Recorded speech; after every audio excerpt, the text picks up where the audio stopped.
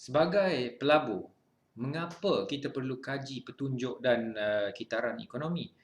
Sebab utamanya ialah keadaan ekonomi akan mempengaruhi untung kebanyakan syarikat dan keuntungan syarikat akan mempengaruhi harga saham dan keupayaan syarikat tersebut membayar balik hutang atau bond dan seterusnya mempengaruhi pasaran saham dan pasaran bond.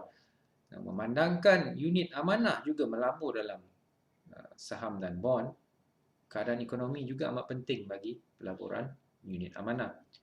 Malah keadaan ekonomi juga mempengaruhi kuasa beli pelabur hartanah dan bekalan hartanah oleh syarikat-syarikat pemaju, dan ini secara langsung akan mempengaruhi kenaikan atau penurunan harga hartanah.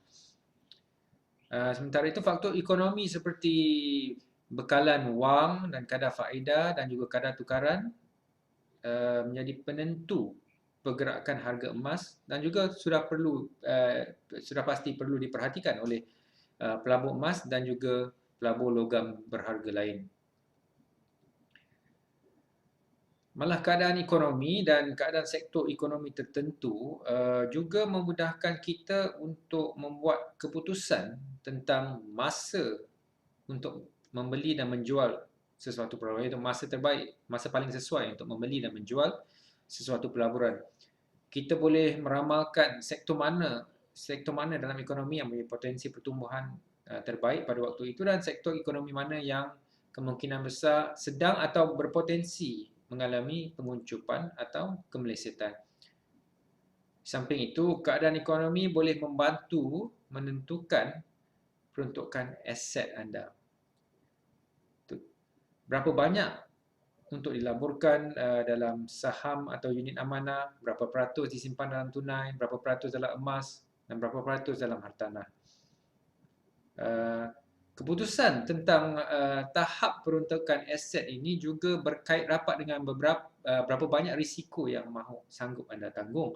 Contohnya, jika anda rasa ekonomi kurang baik dalam tempoh yang mendatang, anda boleh mengurangkan peruntukan dalam aset-aset yang lebih berisiko seperti saham dan unit amanah.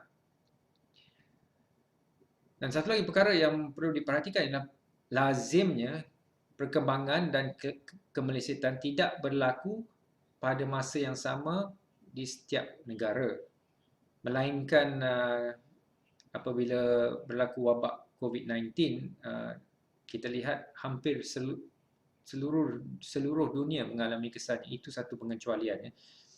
Tetapi pada masa-masa lain, perkembangan ada setengah kawasan atau negara mengalami perkembangan dan mungkin ada beberapa negara lain mengalami kemelesetan. Jadi kadang-kadang rantau atau sektor tertentu pula lebih dijangka berkembang lebih pantas daripada kawasan-kawasan lain. Jadi kita boleh membaca situasi ini dan membuat pelaburan di tempat-tempat yang kita rasa terdapat perkembangan yang lebih pantas atau potensi pertumbuhan yang lebih pantas, kerana sekarang terdapat banyak cara untuk melabur secara global, sama ada menerusi unit amanah atau secara langsung dalam saham-saham luar negara. Satu lagi manfaat mengkaji petunjuk dan kitaran ekonomi ialah mengelakkan diri daripada melabur dalam pasaran yang terlalu hangat, yang akan saya terangkan pada slide-slide yang seterusnya. Dan bagi saya yang paling penting bagi kita memahami petunjuk dan kitaran ekonomi ialah bersiap sedia untuk mengambil kesempatan dari sebarang kelemahan pasaran yang merupakan peluang paling besar untuk meraih untung. Sebab apabila pasaran jatuh, tidak kira pasaran pelaburan apa, di situlah terdapat banyak bahagian atau peluang untuk membeli pada harga yang murah dan meraih untung yang paling besar.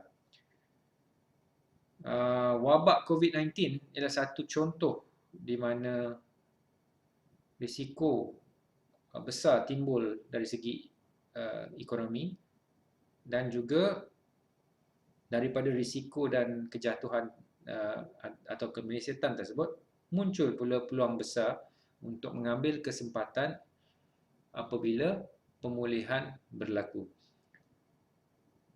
Kita juga boleh lihat daripada wabak ini bahawa negara tertentu akan kena dahulu dan pulih dahulu. Ada setengah negara langsung mungkin terjejas sedikit saja dan ada setengah negara terjejas teruk.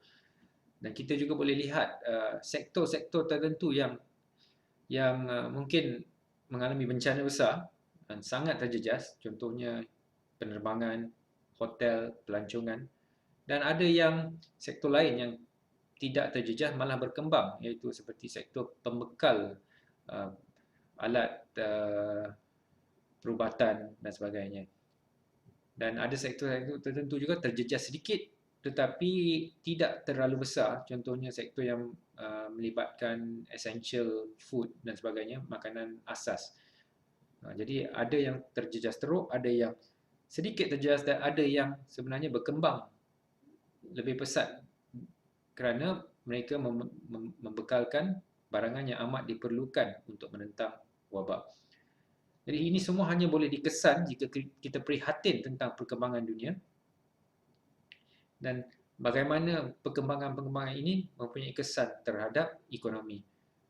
Jadi peluang untuk melindungi nilai pelaburan atau memanfaatkan daripada sebarang risiko ekonomi hanya timbul bagi mereka yang menyedari risiko tersebut dan telah mengambil tindakan yang sewajarnya. Dalam catatan blog dan Facebook saya telah beberapa kali memberi amaran sebelum kejatuhan pasaran dan kemelesetan ekonomi bahawa virus ini ialah perkara yang paling perlu diberi perhatian, sedangkan semua orang sibuk tentang kemelut pertukaran kerajaan yang berlaku pada lewat Februari.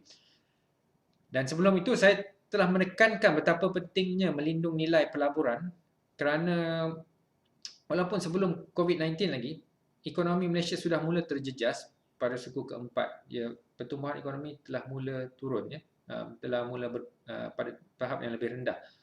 Jadi dan pasaran Amerika Syarikat pula telah berada di paras yang terlampau tinggi dan pada waktu itu berlaku penyongsangan kadar hasil atau yield curve inversion. Jadi kita akan belajar lebih lanjut tentang perkara-perkara ini dan bagaimana indikator tertentu boleh memberi petanda tentang keadaan ekonomi global dan juga Malaysia.